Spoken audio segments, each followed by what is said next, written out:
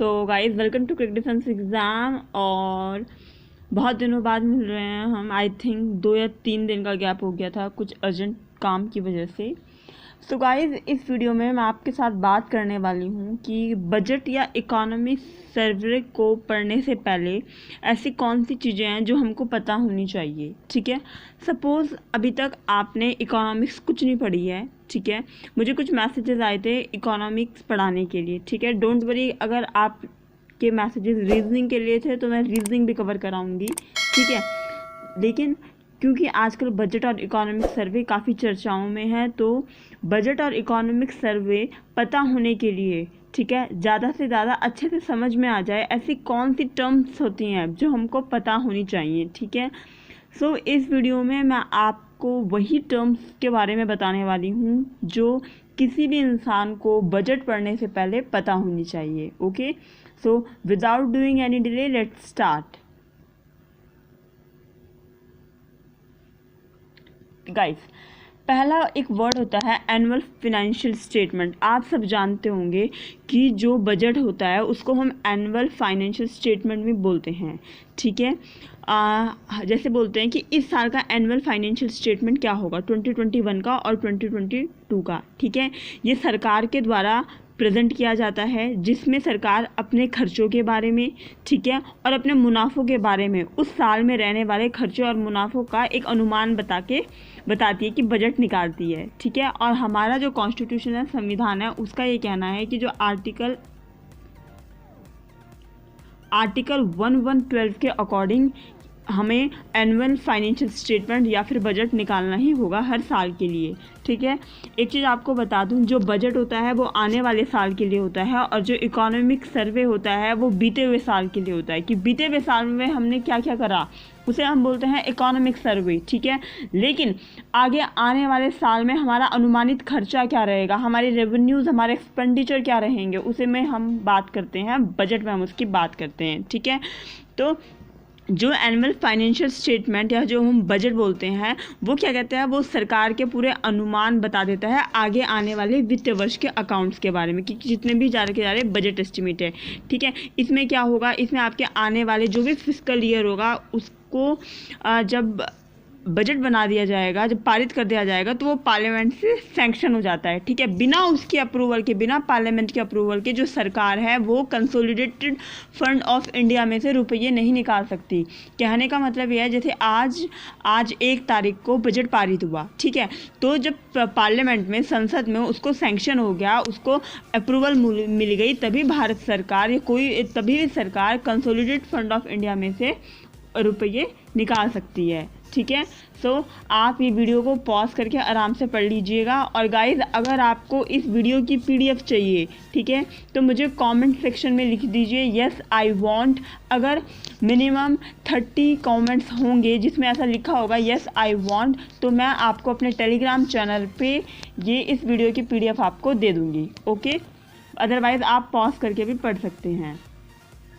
Now our second word is inflation. I hope कि आपको annual financial statement के बारे में पता चल गया होगा। एनुअल फाइनेंशियल स्टेटमेंट को ही हम बजट बोलते हैं according to article 1112 of constitution. Now our second word is inflation. Inflation का मतलब होता है महंगाई। ठीक है, इन्फ्लेशन एक तरीके का क्वांटिटेटिव मेजर होता है, ठीक है, जो एक रेट की तरह चलता है, जिसमें हम ये करते हैं कि जो प्रोडक्ट्स हैं या जो सर्विसेज हैं इकोनॉमी में, वो सर्टेन पीरियड ऑफ टाइम में कितनी इंक्रीज़ हुई है। जैसे हम बोलते हैं ना कि 6% की दर से महंगाई बढ़ी है इस साल में, तो उतने पीरियड ऑफ टाइम में जो rate at which products and services economy में कितनी तरीके से इंक्रीज़ हुए हैं, इसे हम बोलते हैं इन्फ्लेशन। ठीक है, जब किसी भी कमोडिटी का प्राइस बढ़ता है मार्केट में, ठीक है, चाहे वो इंटरनल फैक्टर की तरीके से बढ़े या फिर एक्सटर्नल फैक्टर की वजह से बढ़े, तो हम बोलते हैं कि महंगाई दर बढ़ गई है। ठीक है, एक्सटर्नल फैक्टर क्या हो सकता है, इंपोर्ट एक्सपोर्ट ज़्यादा हो गया। ठीक है, और इंटरनल क्या होता है कि हमारे घरेलू बाजार में ही डिमांड और सप्लाई में डिस्टर्बेंस हो जाए, इस वजह से महंगाई बढ़ती है। ठीक है, आप एक चीज़ जो एग्ज़ाम आपको पता होना चाहिए कि जो इन्फ्लेशन होती है, महंगाई होती है, उसको हम परसेंटेज में ही मैजर करते हैं, ठीक है। और राइज इन इन्फ्लेशन, बढ़ती हुई महंगाई हमको ये दिखाती है कि जो कंट्री की करेंसी वैल्यू है, ठीक है, वो घट रही है। कैसे, मैं आपको बताती हूँ। जैसे बढ़ती हुई महंगाई, अगर महंगाई बढ़ रही है तो हम कम खरीद पा रहे हैं, और अगर हम कम खरीद पा रहे हैं तो इसका मतलब जो परचेजिंग पावर कैपेसिटी है वहाँ के लोगों की, उस देश की, वो कम हो रही है, ठीक है। और जब परचेजिंग पावर कैपेसिटी कम होगी तो डेफिनेटली जो कंट्री की करेंसी वैल्यू होगी वो डिक्रीज होगी। ओके, तो ये था हमारा सेकंड पॉइंट। आप समझ गए होंगे कि परचेजिंग पावर कैपेसिटी कम होगी तो कंट्री की करेंसी वैल्यू भी डिक्रीज होगी। Now our third word is fiscal policy, जिसे हम हिंदी में बोलते हैं राजकोषीय नीति या फिर राजस्व नीति, ठीक है। एक और वर्ड हम इसके लिए यूज़ करते हैं वित्त नीति, ठीक है। जो फिस्कल पॉलिसी होता है ये एक तरीके का बड़ा अनुमानित वो होता है कि भारत सरकार जो टैक्स करेगी वो कैसे करेगी, मतलब गवर्नमेंट के जितने खर्चे होंगे, estimation of taxation and government spending का ये एक मोटा अनुमान होता है, ठीक है। जो फिस्कल पॉलिसी होती है वो डिनोट करती है कि जो स्पेंडिंग लेवल है, सरकार के जो खर्चे हैं या फिर जो टैक्स रेट है, ठीक है, उन चीज़ों में वो कैसा एडजस्टमेंट करेंगे, ठीक है। कंट्री के इकोनॉमिक पोजीशन को मेंटेन करने के लिए जो सारी चीज़ें मॉनिटर होती हैं उन चीज़ों के लिए वो कैसे एडजस्टमेंट करेंगे। Okay, it also refers to the use of government spending and tax policies to influence economic conditions, especially aggregate demand for goods and services, employment, inflation and economic growth। इसका मतलब ये भी होता है कि जो भारत सरकार अपने खर्चों को किस तरीके से यूज़ करेगी, यूज़ ऑफ गवर्नमेंट स्पेंडिंग, सरकार के जो खर्चे हैं वो किस तरीके से यूज़ होंगे टैक्स पॉलिसीज़ में या इकोनॉमिक कंडीशन को इन्फ्लुएंस करने में सरकार अपने खर्चों को कैसे यूज़ करती है, ठीक है। एक चीज़ याद रखना, जो मॉनेटरी पॉलिसी होती है वो आरबीआई निकालता है। आपको पता होगा मॉनेटरी पॉलिसी में क्या होता है, रेपो रेट होते हैं, ठीक है। ऐसे आपके बहुत सारे रेट होते हैं, रिजर्व रेपो रेट होते हैं। तो मॉनेटरी पॉलिसी होता है आरबीआई निकालती है, लेकिन जो फिस्कल पॉलिसी होती है वो सरकार निकालती है, ठीक है। तो मॉनेटरी पॉलिसी और जो फिस्कल पॉलिसी है वो साइड बाय साइड चलती है, क्योंकि दोनों ही पॉलिसियाँ नेशंस की जो मनी सप्लाई है उसको इफेक्ट करती है। आपको पता होगा डिमांड ज़्यादा है, ठीक है, तो सप्लाई कम होगी तो भी गड़बड़ हो जाएगा, तो ये इक्विलिब्रियम में चलना चाहिए, ठीक है। तो अगर कोई रिसेशन चल रहा है, आर्थिक मंदी चल रही है, तो the government may employ an expansion fiscal policy by lowering taxes to increase aggregate demand. जैसे आजकल लोगों के पास रुपये नहीं है कोरोना की वजह से, ठीक है। तो भारत सरकार क्या करेगी, ऐसी उम्मीद है मुझे बजट में कि भारत सरकार क्या करेगी, लोगों पे टैक्सेस कम लगाएगी। अगर लोगों पे टैक्सेस कम लगाएंगे तो लोग ज़्यादा खर्च कर सकेंगे, लोग ज़्यादा खर्च करेंगे तो डिमांड ज़्यादा होगी मार्केट में, ठीक है। मार्केट में डिमांड आएगी। अभी क्या है, प्रोडक्शन हाउस इस वजह से क्योंकि कंजप्शन ही कम है, ठीक है। Okay, so guys our next word is fiscal deficit, ठीक है। फिस्कल डेफिसिट को हम शुद्ध हिंदी में बोलते हैं राजकोषीय घाटा, जो हमारा घाटा हुआ, ठीक है। जब सरकार के खर्चे उसकी आमदनी से ज़्यादा हो जाते हैं तो हम उसको फिस्कल डेफिसिट बोलते हैं, ठीक है। इसका फॉर्मूला याद रखना, इसमें जो एक्सटर्नल बोरोइंग्स हैं, एक्सटर्नल बोरोइंग्स मीन्स जो हमने बाहर से कर्जे लिए हैं उनको इसमें इंक्लूड नहीं करते, ठीक है। तो इस चीज़ को फिस्कल डेफिसिट बोला जाता है। फर्स्ट वाले पैरा में आपको फर्स्ट की 2 लाइनों में इसकी डेफिनेशन मिल जाएगी, ठीक है। लेकिन याद रखना जो फिस्कल डेफिसिट होता है वो डेट से डिफरेंट होता है, ठीक है, क्योंकि ये ना which can be an accumulation of many ELD defects. जो डेट होता है, जब हम डेट के बारे में बात करते हैं तो वो शायद मे भी बहुत सारे जो साल हैं, ठीक है, उन सब का इकट्ठा करा हुआ घाटों का भी हो सकता है कलेक्शन, जब हम बोलते हैं ना इतना कर्जा है तो उस तरीके से। लेकिन जो फिस्कल डेफिसिट है वो सरकार के टोटल एक्सपेंडिचर और उनके जो टोटल रेवेन्यू है, अगर उनके बीच का डिफरेंस ज़्यादा हो जाए, एक्सपेंडिचर ज़्यादा हो जाए रेवेन्यू से, तब हम बोलते हैं फिस्कल डेफिसिट, ठीक है। प्रेजेंट सिनेरियो क्या है कि जो इंडिया का फिस्कल डेफिसिट है is already expected to rise sharply. Corona में वैसे ही सरकार को ज़्यादा खर्चे ही करने पड़े हैं। सरकार ने अपनी तरफ से जो लोगों पे जो जो आप देख सकते हैं इतनी सारी MSME पे आपने देखा होगा निर्मला सीतारमण जी ने कोरोना के दौरान कितने सारे 4-5 दिन तक वो अलग अलग तरीके की पॉलिसीज लेकर आई, ठीक है। नो डाउट जो मनी उन्होंने मार्केट में डाली वो इनडायरेक्ट तरीके से डाली, ठीक है, लेकिन सरकार का कोरोना की वजह से एक्सपेंडिचर ज़्यादा ही हुआ है, ठीक है। प्रोडक्शन कम था, फैक्ट्रीज कम थे, तो जो रेवेन्यू होना था वो तो ऑलरेडी वैसे ही कम था। दैट्स वाई जो फिस्कल डेफिसिट है वो बड़ा है और आगे भी थोड़ा सा बनने की ही अनुमान है, ठीक है, क्योंकि गवर्नमेंट के पास कुछ था ही नहीं कि वो स्पेंड कर सके, सब कुछ था वो तो स्पेंड कर दिया, ठीक है। और एक चीज़ है कि जो हमारा आइडियल फिस्कल डेफिसिट है वो GDP का 4% से ज़्यादा नहीं जाना चाहिए, should not exceed 4% of GDP, ठीक है।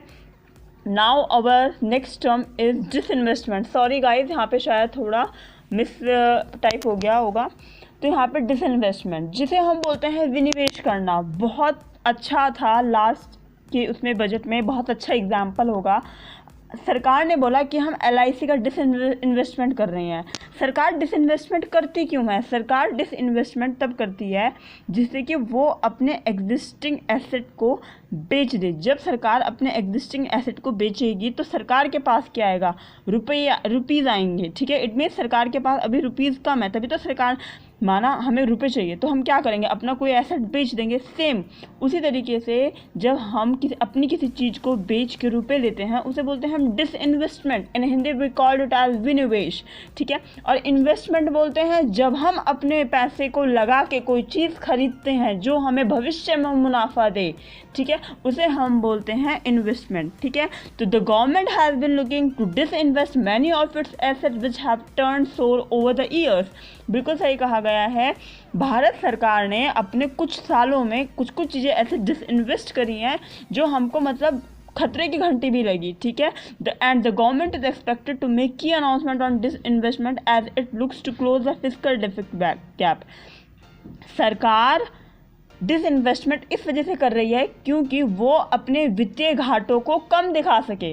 निश्चित तौर पे जब आप अपने एसेट को बेचेंगे और उसके बाद आपके रुपीज़ आएंगे, आपके पास इनकम आएगी, तो आप उस इनकम को ये दिखाएंगे कि वो आपका रेवेन्यू का इनकम है, ठीक है। और जब तब एक्सपेंडिचर और रेवेन्यू के बीच में जब डिफरेंस कम होगा तो इससे आपका जो वित्तीय घाटा है, जो फिस्कल डेफिसिट गैप है, वो कम होगा, ठीक है। तो ये सेकंड पॉइंट में लिखा गया है। मैंने कोशिश करी है जो किसी भी टर्म का जो फर्स्ट पॉइंट है वो उसकी हिस्ट्री बता रहा है, उसकी मीनिंग बता रहा है, और जो सेकंड पॉइंट है वो करंट सिनेरियो बता रहा है। Okay, now our come to revenue deficit, ठीक है। रेवेन्यू डेफिसिट होता है राजस्व घाटा, ठीक है।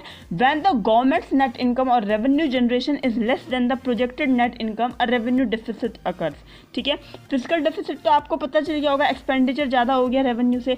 रेवेन्यू डेफिसिट क्या होता है? जब भारत सरकार की जो इनकम है ना, या जो रेवेन्यू जनरेशन होता है वो उसकी प्रोजेक्टेड नेट इनकम से भी कम है। मतलब इनकम इतनी होनी चाहिए थी, एक कुछ तो होता ही है ना इंसान का अपने घर मिनिमम इतनी होनी चाहिए, तो अगर प्रोजेक्टेड नेट इनकम से भी उसका रेवेन्यू कम है तो उसे बोलते हैं रेवेन्यू डेफिसिट, ठीक है। करंट सिनेरियो क्या है? This is a situation where the actual amount of revenue और expenditure is not in line with budget revenue and expenditure. मतलब हमने बजट में कहा कि हमारा अनुमान ऐसा रहा कि ऐसा ऐसा होना चाहिए, ये मिनिमम है, ठीक है, लेकिन जो एक्चुअल अमाउंट ऑफ रेवेन्यू का है वो अगर मिनिमम से भी या बजट में जो हमने एस्टिमेट गया था उसकी लाइन में भी नहीं है, तब हम बोलते हैं रेवेन्यू डेफिसिट, ठीक है। It is a key indicator to determine whether the government is over spending from its regular income. इससे हमको ये पता चलता है, ये एक की इंडिकेटर है कि क्या जो भारत सरकार है वो अपने रेगुलर इनकम से ज़्यादा स्पेंड कर रही है। निश्चित तौर पे अगर वो अपने रेगुलर इनकम से ज़्यादा स्पेंड कर रही होगी तो उसका एक्सपेंडिचर ज़्यादा जा रहा होगा और रेवेन्यू कम आ रहा होगा, ठीक है। सो ये पॉइंट था आपका रेवेन्यू डेफिसिट के लिए। Now our next term is capital expenditure, ठीक है। कैपिटल एक्सपेंडिचर होता है, it usually denotes funds used by the company the government in this case to acquire, maintain और upgrade physical asset such as property, new infrastructure project और buying new equipment. Capital expenditure को हम हिंदी में पूंजीगत व्यय भी बोलते हैं या फिर पूंजी व्यय। जब भारत सरकार अपना रुपया खर्च करती है कुछ पूंजी खरीदने में, कुछ इंफ्रास्ट्रक्चर प्रोजेक्ट्स बनाने में, कुछ न्यू इक्विपमेंट्स बनाने में, सड़कें बनाने में, कुछ प्रॉपर्टी पूंजी बनाने में, तो उसे हम बोलते हैं कैपिटल एक्सपेंडिचर। ठीक है, कैपिटल एक्सपेंडिचर को हम लॉन्ग टर्म एक्सपेंडिचर में क्लासीफाई करते हैं, क्योंकि आप याद रखिएगा कोई भी सड़क एक दिन में बन के तैयार नहीं होती, कोई भी बड़ा डैम भी एक दिन में बनकर तैयार नहीं होता। तो it is classified as long term expenditure and usually include expenses incurred by the government towards asset building, include development and infrastructure project. ठीक है, कोई भी इंफ्रास्ट्रक्चर प्रोजेक्ट्स हो जाए या डेवलपमेंट प्रोजेक्ट्स हो जाए, हॉस्पिटल्स हो जाए, टॉयलेट्स हो जाएँ, तो जो ये रोड्स हो जाए, नेशनल हाईवेज हो जाए, these are called as capital expenditure. Okay, when a government spends money on big ticket projects, the expense incurred are usually categorized as capital expenditure।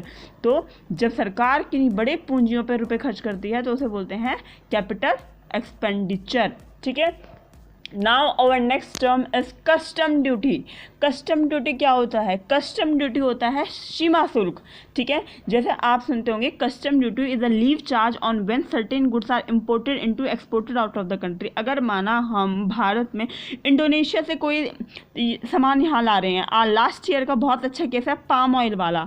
ठीक है, तो उस पर क्या होती है? कस्टम ड्यूटी होती है, चाहे एक्सपोर्ट हो या इम्पोर्ट हो। तो जो सीमा शुल्क होता है, सीमा से समझ लो एक राज्य की दूसरे राज्य से सीमा या एक देश की दूसरे देश से सीमा। ठीक है, तो उसे बोलते हैं हम कस्टम ड्यूटी। द एक्सपेंसेस, याद रखना एक्साइज ड्यूटी होगा राज्य से राज्य, ठीक है, और कस्टम ड्यूटी हो गया कंट्री से country, import and export out of the country. Don't confuse between excise duty and custom duty. Okay, so these expenses are also passed on to the end customer. याद रखना ये सारे expenses उस customer को देने पड़ते हैं जो उनको कंज्यूम कर रहा है, एंड कस्टमर, या फिर जिसे हम बोलते हैं डेस्टिनेशन कस्टमर भी। ठीक है, since custom duty is outside the purview of GST, the government has room to announce changes in its budget presentation. देखो, जो जीएसटी होती है, कस्टम ड्यूटी जीएसटी में नहीं आता। ठीक है, कस्टम ड्यूटी को हमने जीएसटी में इन्वॉल्व भी नहीं कर रखा है। तो भारत सरकार के पास ये है कि वो कस्टम ड्यूटी को बजट में अनाउंस कर सकती है कि कितना बढ़ेगी या घटेगी।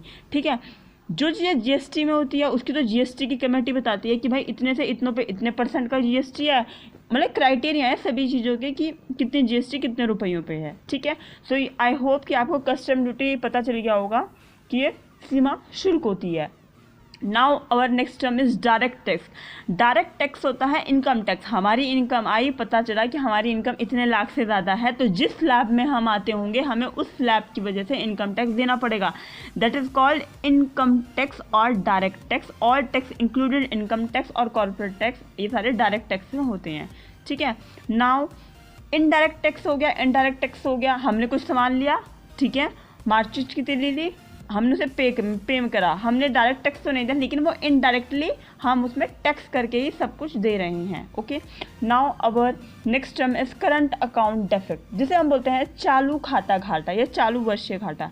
ये जो करंट अकाउंट डेफिसिट होता है ये बहुत इंपॉर्टेंट होता है कि ये मेजर करता है कि कंट्री का ट्रेड कैसा है, कंट्री की व्यापार कैसा चल रहा है। ठीक है, क्या जहाँ पे इंपोर्ट करे हुए जो गुड हैं या सर्विसेज हैं, क्या वो एक्सीड कर रही हैं वैल्यू ऑफ एक्सपोर्ट से? अगर हाँ वो एक्सीड कर रही हैं तो समझ लो कि चालू वित्तीय घाटा है, चालू खाता घाटा है। कैसे? अगर आयात करी हुई चीज़ें कम हैं, ठीक है, अगर आने वाली मतलब जो इंडिया में हम इंपोर्ट कर रहे हैं अगर वो चीज़ें ज़्यादा हैं, ठीक है, एक्सपोर्ट करी हुई चीज़ों से, मतलब हम एक्सपोर्ट कम कर पा रहे हैं, तो हम उसे बोलते हैं करंट अकाउंट डेफिसिट। ठीक है, ये कंट्री का बैलेंस ऑफ पेमेंट होता है।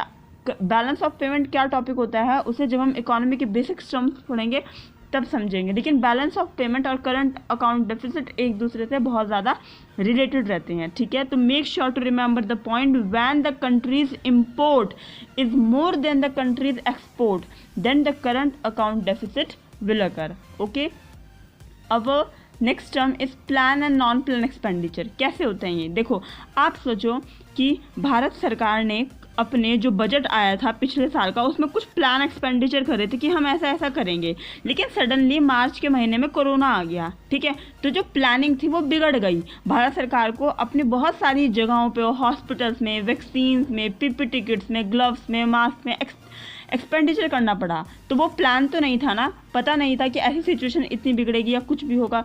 तो वो जो सडनली एक्सपेंडिचर हमने करा, that's called it as non plan expenditure, ठीक है। लेकिन प्लान क्या है, जो हमें पता ही है कि हर साल इतना इतना होगा, इतने इतने डिपार्टमेंट्स में या जो भी खर्चा जाएगा, ठीक है।